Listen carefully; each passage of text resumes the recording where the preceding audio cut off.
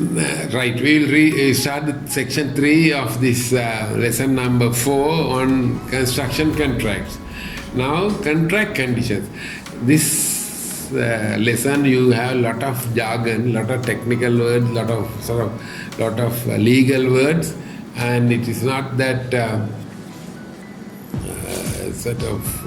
good for a non-technical student to listen, but there is no other way. We have to learn about these things, because you will definitely find in your career that you will be getting into these contracts all the time. So what are the conditions of contract? Conditions of contract. Contract has to do a job of work requested by the client in any type of contract. For an example, take the case of fixed price contract. The contract has to complete the construction for a fixed sum of the money so long as the original conditions remain the same.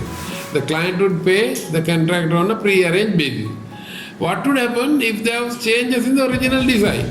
Then how the additional cost or reduced cost could be accommodated? The parties could have pre-arranged a deal to deal with such issues. Those issues on which the parties concerned have some agreement are referred to as conditions of the contract between the client and the contract.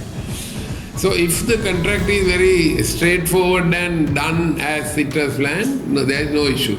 But always in any contract or any agreement like that, there should be changes happening. So you have to be ready for that.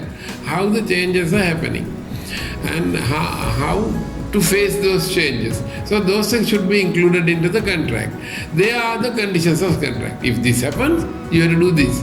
If this happens, you have to do this. So they are the conditions of contract. So such conditions are given in the construction contract. So one of the major parts of a construction contract is conditions of contract. Extreme care has to be taken when writing this down on a contract agreement. Every attempt must be made to define the contract explicitly in relation to the scope of work, quality of material, right, and also that less is left for negotiation. So in a contract, you have to do everything should be properly written, but still you might miss. So, but the best thing in the world is that they use some standard forms of contracts. For the conditions are very standard. Everywhere it is the same thing. So you don't miss. So when you take the standard form, you will have all the conditions included in that. So that is the standard forms of contract. So what are the standard forms of contract? What are the standard forms of contract? So we will look into that again. Standard forms of contract. What are the standard forms of contract? Standard forms of contract that are in use in the world or have been developed after Second World War. Over the years, these standard forms of contract have undergone modifications with new experience and better understanding. In Sri Lanka, the standard forms of contracts developed by the Construction Industry Development Authority, formerly Institute of Construction Training and Development, is being promoted for usage. Because of these construction standard forms like conditions of contracts and all, they are used in all over the world in a standard way. So when somebody has to go into a construction contract, you need not to rewrite or think of that. You get the standard forms and use them for your contracts. You have to fill up the names and other things, but use the standard ones. In Sri Lanka, these standard forms are published by a government institution called Construction Industry Development Authority, which is called SIDA, which is in Vijayarama Mouth in Colombo 7. SIDA produces documents for the use of Sri Lankan contractors. And even in the world, there are documents used by the Federation of International Construction Contractors. They use it. But in Sri Lanka, of course, SIDA documents are the famous and most used documents. Now we will go to the definition of contract, construction contract. The contract means agreement in any, together with the conditions of the contract, the appendix and other items listed in the contract schedule. In any construction contract should start with the agreement and then conditions of contract. If this happens, then the appendix, like the BOQ, like the drawings, the additional stuff. and then the construction schedule. Now, if you take a document book on a construction contract, it has in the first few pages the formal legal agreement, and then you get large number of pages on conditions of contract. They are standard now. As I say, you can get all those things from the SEDA documents.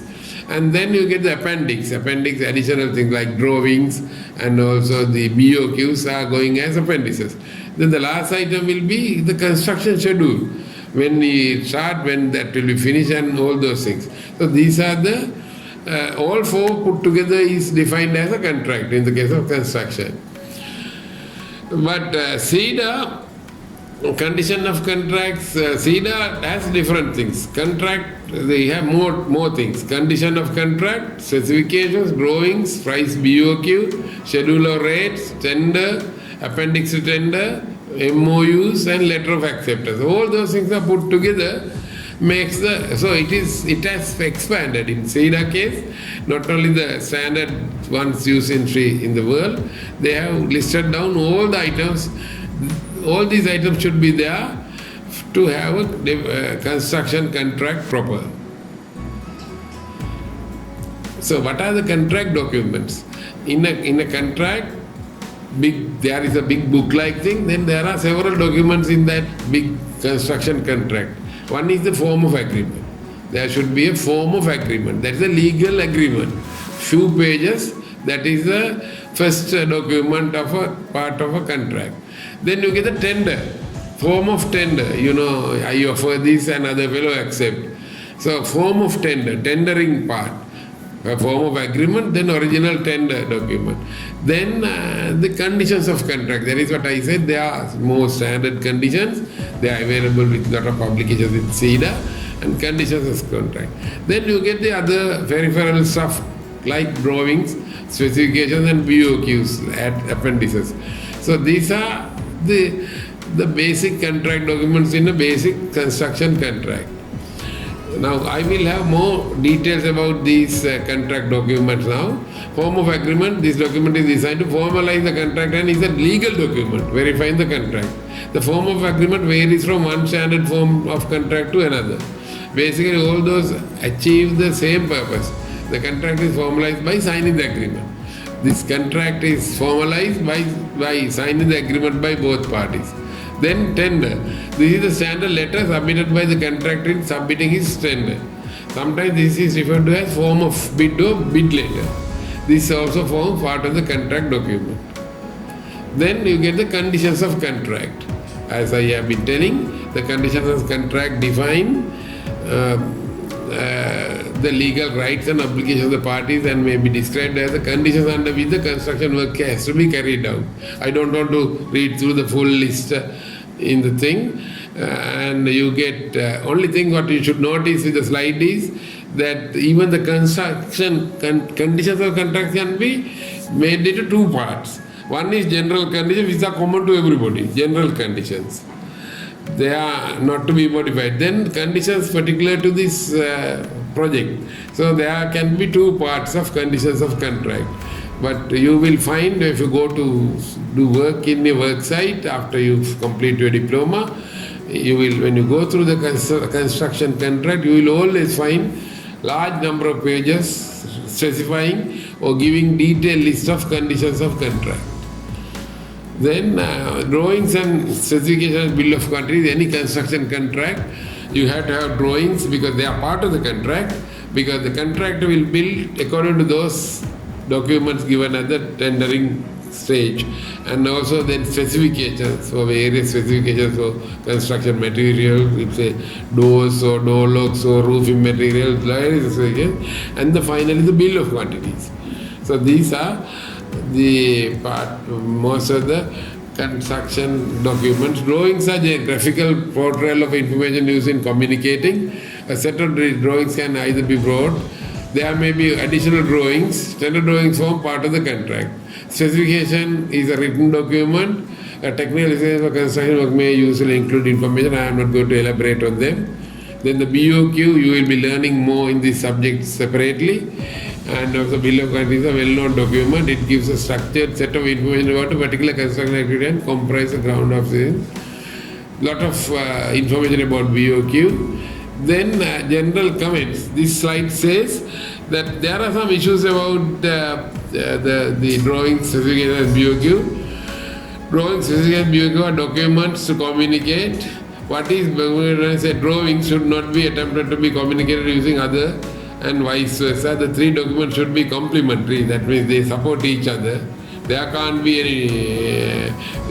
any contradictions, and you should avoid also duplication of things like that. So that ends up the lesson number 4, section number 3, and that is the end of the lesson number 4. So in the last 4 lessons, I have given you the series of modules under Civil Engineering Management 1 in semester 3, and in addition to that there are one more module, and that will complete the whole subject. And I hope you will make use of my slides as well as my presentation to learn about this subject, and you will become better engineering diplomat to serve the construction industry either in Sri Lanka or anywhere in the world. Thank you.